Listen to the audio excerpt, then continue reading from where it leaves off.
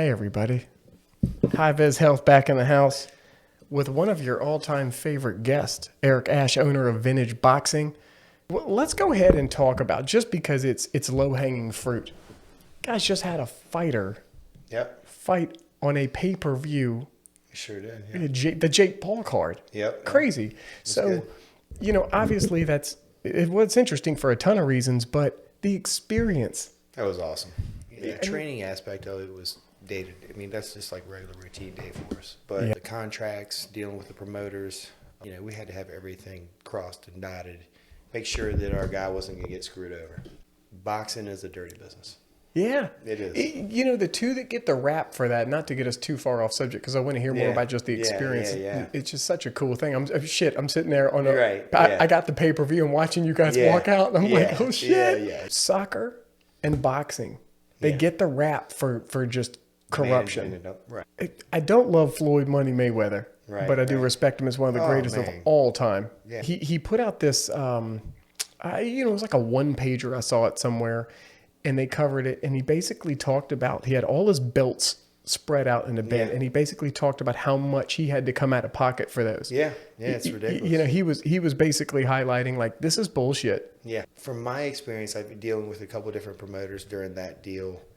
I mean, it was a challenge. You're exploiting people's passion. Yeah, and that's why a lot of fighters that are really talented never get to the top, because they don't have the right management behind them, and then they get screwed over so many times they give up. Like, if you're not organized and you don't have the right team behind you, you're probably not going to make it. Yeah, I don't know why that made me think of Will Ferrell and Semi-Pro. Right. Have you seen Semi-Pro? Yeah, I love that. It's the shit. It's awesome.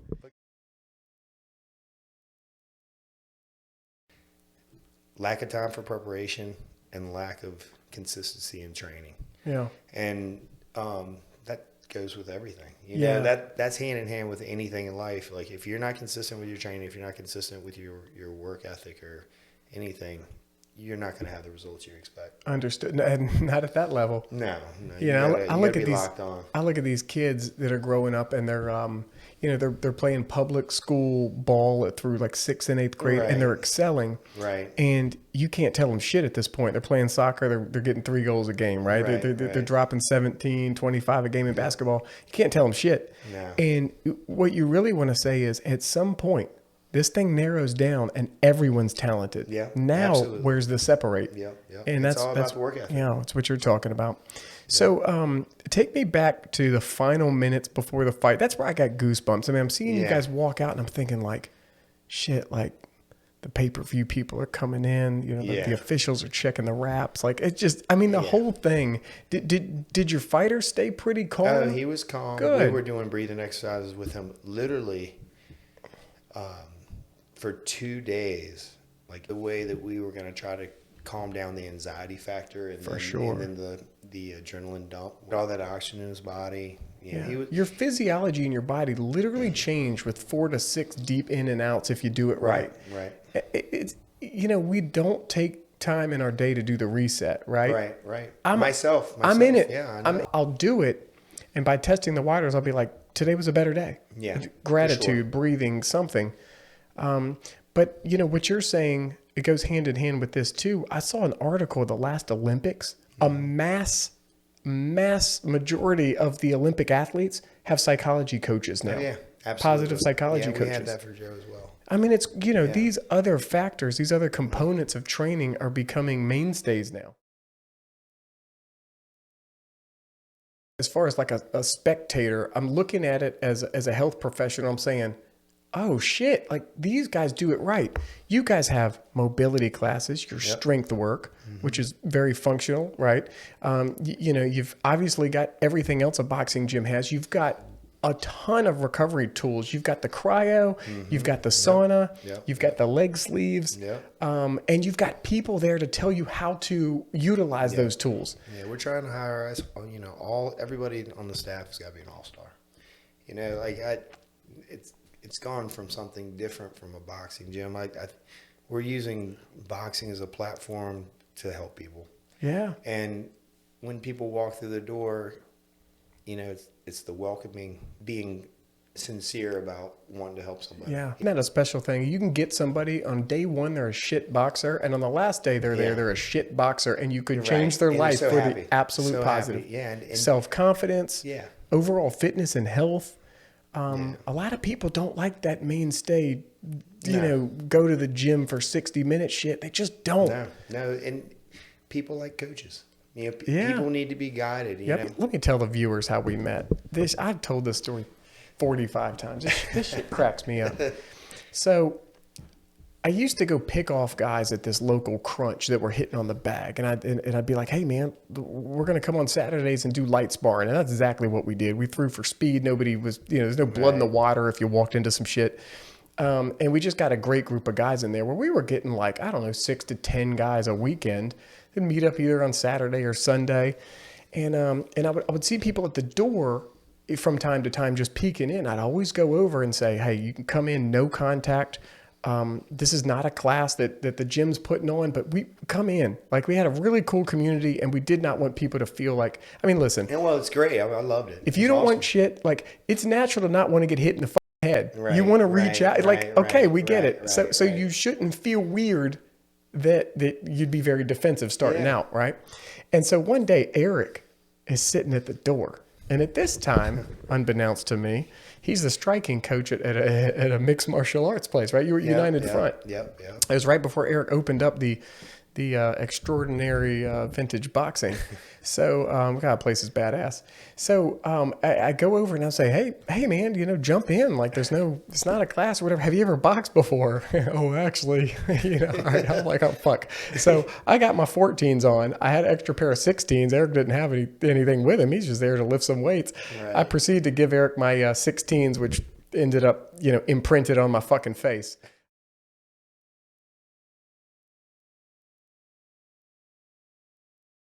Your favorite boxer of all time? Oh man, Marvin Hagler was probably one of my best. Lefty. Favorites. Yeah. He just the true grit, but it was also beautiful. Him and Leonard were. That was great. They're brutal. I like that whole era. People always thought about Sugar Ray as being a pretty boy. He was an animal. Yeah. He was a mean dude in the ring. He was also a businessman. I respect. He was the first guy to really start getting endorsements. He was the first guy to get away from the promoters. He never signed with a promotion.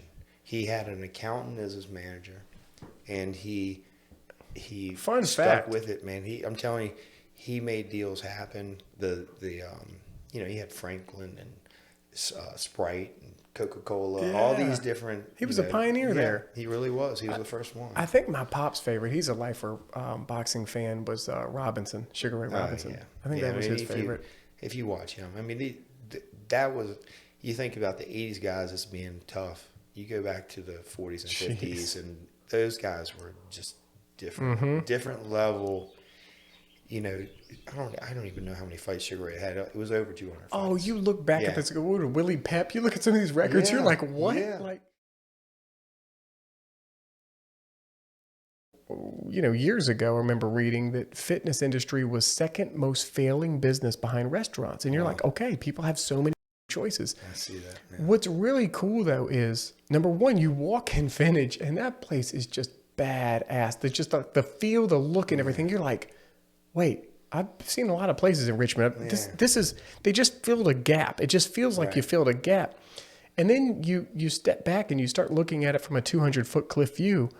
Richmond has not been a hotbed for boxing at all. And it's not a tiny town capital of Virginia. I know we're dwarfed by Northern Virginia, but Virginia Beach has had a ton of champions. And it's like, I'm one of the best in the world to ever do it. Yeah, Pernell Wogar. Yeah, that's right, Sweet Pea. We got to tap into your expertise a little bit. So the GSI community, and I think a lot of people face this problem. It's not just GSI. We travel, man. Yeah. What did you do to sustain, the workouts and just overall positive lifestyle when you were traveling? What were you doing, by the way? Where were you traveling? When I was a wholesaler. Yeah. Cars, yeah. I traveled up and down the East Coast every week. And the hardest part when you're on the road is just staying away from going out to eat all the time. Damn right. And I can say I'm very consistent in my nutrition. I know you don't do bread. Don't do bread. Don't do dairy. Dairy. Yeah, I haven't done that in probably 5 or 6 years. Yeah. And I could tell an immediate difference. It's like Step Brothers, right? I haven't eaten a carb in 10 years or whatever it was. Yeah. But, you know, when you're traveling, it's really tough, especially if you're driving. I mean, flying's even worse sometimes. But if you're driving and you stop at a convenience store, there's only shit food to eat. It's awful. It's awful. So you've got to be prepared. Yeah, I work with a lot of families at GSI, not just individuals, but like I'll do Teams calls with the whole family at the table.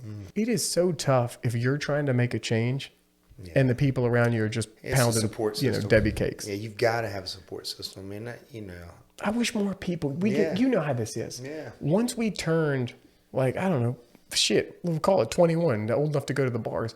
Everybody socially, they just want to go drink or eat. Somebody asked me to go play wiffle ball. What the Like, all I want to do is play. All I want to do is play. I want to go spar. I want to go for a run. And that's the thing is, if you're living right and you're having more fun, I want to be around positive people that have the same mindset as I do about life in general.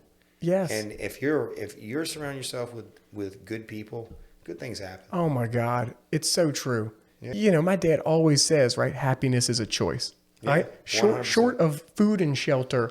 Okay, we got a different scenario there if you're really underprivileged. But oh my God, like Karen, shut the up. You know, like there is so much to be grateful for. If you're having a bad day, leave it at the door. Come in, because now it's your time to help people. Yeah. And when you're helping somebody, that good vibe that you're giving gets rebounded right back to you. You know, and charity is not charity. Right. It's not. Exactly. No, 100%. What is it with airports? Airports are a hub spot for people to purposely talk loud about their problems. Yeah. Like you need that attention. There must be some link there with like social media. Like why are you putting this shit out there? Well, I think that some people honestly think that people care. If you're not happy with your life, change something. It's easy, and and some people say, well, that's easier said than done. Well, give it a shot. You know what's harder? Yeah, not doing something. Keeping being unhappy for 60 years and then calling it a day. Well, you see that. I mean, I think, you know, in relationships, same thing. If you're not happy with a relationship, don't complain to anybody about it. Make a change. Yep. You know, if you're not happy with a job, do something different. Yeah. You know, do whatever you're passionate about. Like, find what you're passionate about. If you're passionate about butterflies, find a butterfly farm. I don't care. You know, it's just like, you know, just do something you love to do. You know? No, I'm incessantly happy. I am. And absolutely. There's no. Sometimes I'm having like what I feel is a really flat day, and somebody will be like, "Dude, why are you always so happy?" And it's probably the biggest compliment that I get, and that I love getting.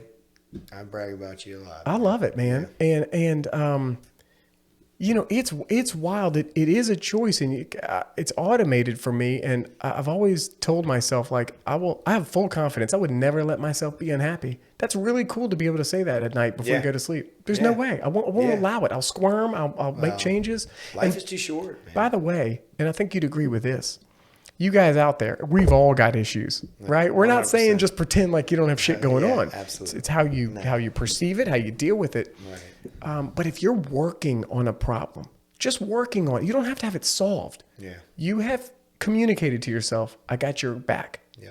Right? 100%. But if you're just sitting in your, you know, you're just falling deeper into your sofa, deeper into depression.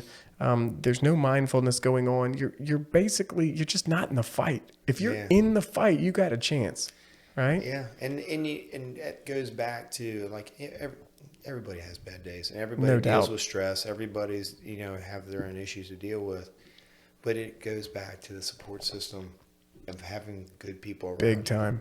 And if you have people that are consistently doing positive stuff like yourself, and like I said, I mentioned my buddy Brett Thompson, just stellar dude. When you have those kind of people in your corner, it's hard to get down, man. Like it's so true. Got good stuff going on too. Yeah.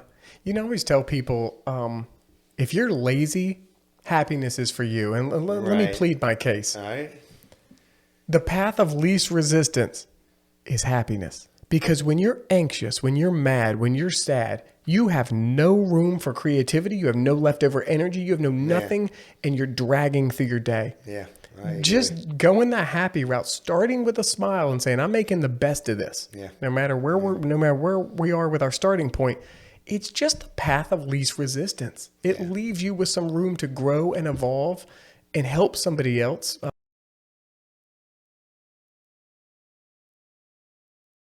This is how Richmond gets on the map. Yeah. I know you got some great fighters in there now. Oh, yeah, Talk about that real quick. You got some young, really talented kids in there. I mean, we got some kids that are. I think they could be world champions. I think we had right first we had Josiah Giles, and he's the 152 pounder. He's a bad boy. Yeah, he's 11-0 now. Yeah, and he's going to be awesome. I mean, when he turns pro, I think that he's going to put Richmond on the map. Getting ready to turn 16 years old, and he's getting ready to turn 20 now. How cool is that? And man, that's awesome. I don't want to fuck with him. I know how you teach. He works at the gym. He's making a good living now. I didn't realize that. He's doing private lessons. Oh my goodness, how cool is that? And I'm trying to sit down and talk to him about business all the time. He's not the dude that's like I'm 11-0. Yeah, watch your ass. This left straight's coming. For you. That's what I love about him. He's super like humble, a great kid. hungry. He's hungry.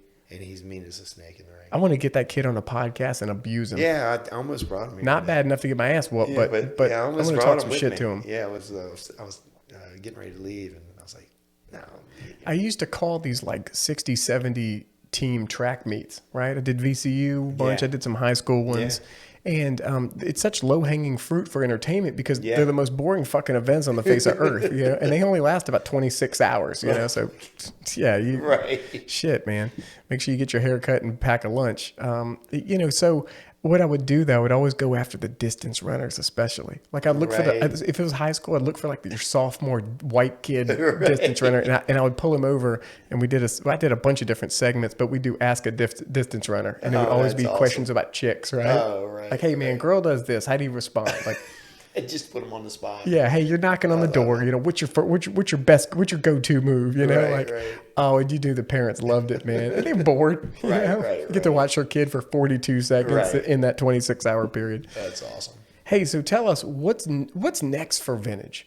I know you a lot of recovery, a lot of mobility stuff. Awesome. Yeah, that's going to be the next. Lauren's got a background in that. That's why we got her. How cool is that? I'm super pumped, man.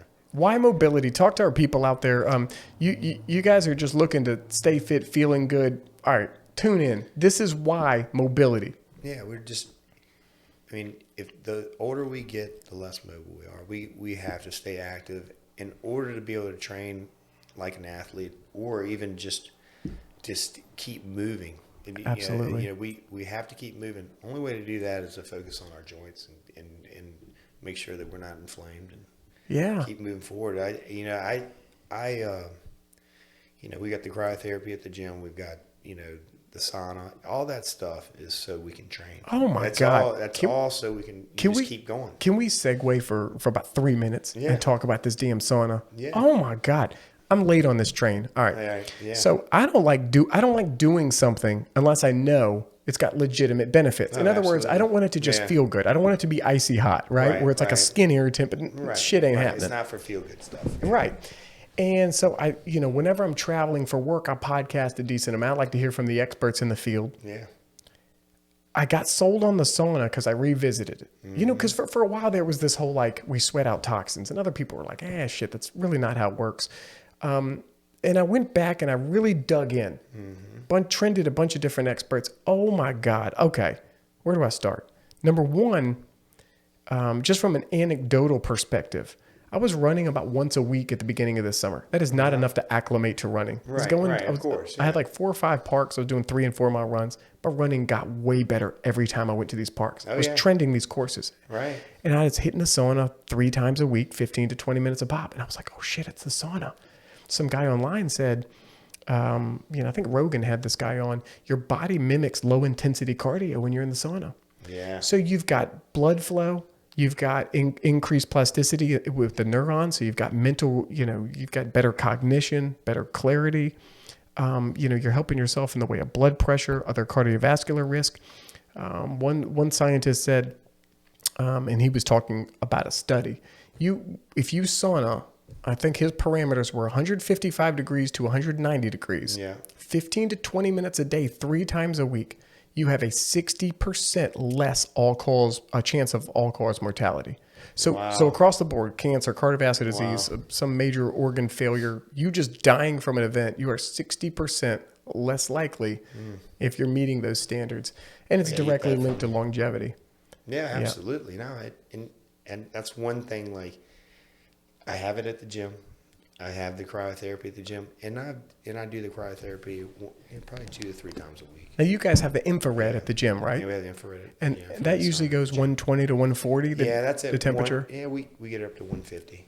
150. Okay, Yeah. how long will you sit in the infrared? A little longer, right, than your 30 traditional? to 45 minutes. Yeah. I'm starting the cold shower thinking if you can't maintain your breath, you're going too cold. Yeah. Right? You're defeating the purpose. So we need to get it at a temperature. And by the way, you can start warm, go cold. You don't have to just Right. hop into this freaking ice bath. So the cool thing about the cold shower is it does the opposite, right? So where the endothelium, the outer layer of the vessels, where in the sauna, it's going to thin and push blood to the surface. In a cold shower, it's going to thicken and push that blood flow into your internal organs. Yes. Yeah. How cool is that? Puts you in survival mode. The lesson here, as Eric was saying earlier, the human body was made to move. When you move, you have blood flow. The sauna promotes blood flow. It's why these ACL, MCL injuries take so long to recover from. There's such a natural deficit, right, of blood flow in this area. Yep. So take that message. Movement in general is going to promote blood flow. Absolutely. That is going to carry nutrients to muscles. It's going to help you on a cellular and molecular level. Like, get with it. And another thing, this is ingrained in your lifestyle. When you're depressed, I'm gonna let you run with this after I say this. Yeah. When you're depressed and you're down, you're having a bad day, just move. Yeah. Absolutely. Every day, man. Shit, man. If I'm having a bad day, I'm gonna try to find some time to work out. Yeah. To clear my head, because I don't know anybody, and maybe you guys do, but I don't know anybody that's worked out. I mean, had a good workout and came out and be like, man, My that day's sucked. worse. That sucked. Right. I feel like ass since I did that. No, it's exactly the opposite.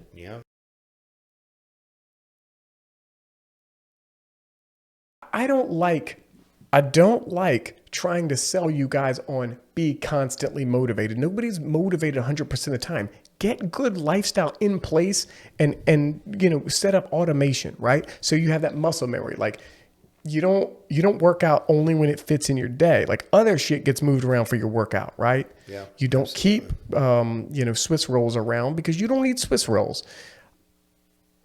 For me, I don't. I could say like I still listen to Rogan every once in a while. I'll see Jocko post his stuff, but I was actually telling Josiah, I was like, man, I don't need to listen to these guys to get motivated. I'm fucking motivated. Yeah. Like I live Well that said. lifestyle. I live that lifestyle. So it's, for people that are having a hard time with it, the only difference between my morning and their morning is there's not a consistency involved in it. Yeah. If you consistently stop at 7-Eleven every day and get a bag of donuts, you might not be feeling that good. Yeah. Get ready for that energy crisis at 11 a.m. You're gonna have a big dump. It's like your sugar dump is gonna be, your energy level is gonna be awful. Awful. And it's easy habit to get into. Like, I mean, you think about construction in a whole. And that as companies, if I had a construction company, that would be something that I would want to install right away as a nutrition program. Big time. Even if it's performing. Yeah, You'll have 5 guys out working on a $6 million job. Yeah, and you see now you got guys that jump in the truck to go to lunch and they stop at 7-Eleven. Yep. And what are you getting at 7-Eleven? You getting some chips? You getting some hot dogs? You're getting hard-boiled eggs and almonds. Right. So hummus, like banana. If they were prepared, if even the nutritional plan was in place for them, like It'd make the difference. It would make the difference, man. This is Like, you such a feel so cool much thing. more. We really do make a ton of resources available to our Yeah, people. yeah. We get it. So we're Yeah. light years ahead of other companies. We're like hundreds of thousands of light years ahead of other construction mitigation companies. Yes, Like they don't yeah, do this. Yeah, and I don't. Of course, this is another puzzle to figure out. But it would be tough. It's tough on a construction site to have nutritional plans in place and all this stuff because there's so many moving parts and you get people all over the place. But a good example was a company that an auto repair shop, and that Gareth McCloskey used to work at. They cook their food every day for lunch. Yeah. At the At shop. the site. All good for you stuff. Every morning That's awesome. they did mobility work before they started on the cars. Stretch and flex. Yeah, so that alone, you think about guys, you see all these guys out there hauling all this lumber and picking up these plywood and all this stuff that's super hard work. And these are strong dudes. And they treat their body like shit. They got a big Unreal. huge beer belly. And you're like, man, that guy, it could be so much better off for himself. It's like he's doing all this physical labor all day long, but he's feeding his body shit. So primarily, we want to impact the health, future, safety of our workers. That is why we do this. We do it for all the right reasons. But if you step back and you said, all right, just from a business perspective, it is not that damn hard to slide the meter on somebody's positive lifestyle by 1% to 2%. And anybody in healthcare will tell you that is correlated to significant monetary savings. Yeah, 2%. Absolutely. All right. So a guy is drinking, There's Mountain Dews and all this shit all day long. 20-ounce Mountain Dew, 77 grams of sugar every day. Yeah. What? I know. That's crazy. People, I think it needs to be addressed too. And I eat these Power Crunch bars, and They're so little good. wafer bars, man. So Like good. they're like nostalgic from being a kid. They're candy, man. So, but it's like 5 grams of sugar, and you're like, well, that's pretty low for a bar. Well, put 5 grams of sugar on the table and see how much that looks like. Yeah. It's a ton. The killer for me, and I do not do them often. I eat them literally like I was buying a candy bar, right? Because as your standards go up, your cheat standard goes up too. Right. Get the Gatorade bar. Oh, wow. All right. That's not a good bar. Not a good bar. Yeah. But oh my God, same thing, man. Good. Yeah. Oh, they're like a awesome. Snickers bar or something. And you got to watch that. These foods hailed as health foods. Right. And that's all marketing schemes. It's awful. So and that all goes with education about what you're eating. Like, I'm guilty eating that Power Crunch bar. I have it at the gym. It's in the refrigerator. I might be the only person eating it. I don't know. I mean, definitely I eat a lot of them. Don't give me access to that fridge. But so I feel like everything we do have in our fridge is very healthy. But it's all about the education. If you're eating something that's processed, it's not good for you. That's it. I mean, you got to eat whole foods. You got to eat right. You got to find good protein. You still have to have carbs. I don't know why people starve themselves from carbohydrates. A quote, and this is 5 years old, but somebody said, compared to surgery, we're in the year 1498 with nutrition, right? I believe that. Compared to what we know about surgery. Yeah. We think because of technology, I think we push the meter on where we think we are with everything. Right. We think, oh, we're so far ahead. Look at Pong compared to World of Warcraft, whatever you nerds are playing. Is that still? I think that's still a thing. That's awesome. But yeah, it's crazy. I think we think we're so much further ahead. Yeah. Even in my own head. Stages for sure. And the other thing is, convenience is what pushes limits, not health. Oh, absolutely. And so you go in, okay, I've had quadruple bypass surgery. I walk into Kroger. I see this thing that says heart healthy meal. Right. It's got 72% of my daily sodium because I neglected that it's 2 servings in it, at 36 grams. Oh my God, it's crazy. The pitfalls of a grocery store. They literally set you up to trick your ass. It's all marketing. Yeah. And there needs to be more education. We go back to our schools. It's not taught. We're still, we still have lobbyists for milk and dairy. And social constructs are what they are, and I'm not going to pretend like it's going to go away. Dead people don't make you any money. Healthy people don't make you any money. Right. Yeah, Right? Right. Hey, give this motherfucker an apple, right? It doesn't make me any money. Right. It's all the people in between that are taking 9 pills per meal that are making me money. Yeah. Smoking is by a landslide your #1 predictor of cancer. I mean, it's not even close. A cigarette in your hand, you have a Mountain Dew in your hand. You got sugar, which is the catalyst for cancer. In liquid form, so the uptake's going to be quicker. So it's like, man, you're just playing with fire. Dude, awful. And Playing in fire.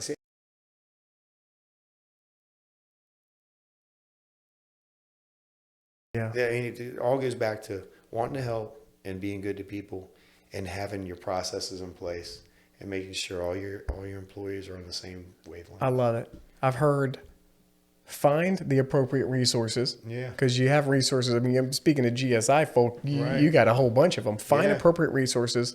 Surround yourself with the right people. Right. I love going to, I love meeting people out. I love going for a run. Love meeting, going to a park, doing some exercise and, just having that camaraderie.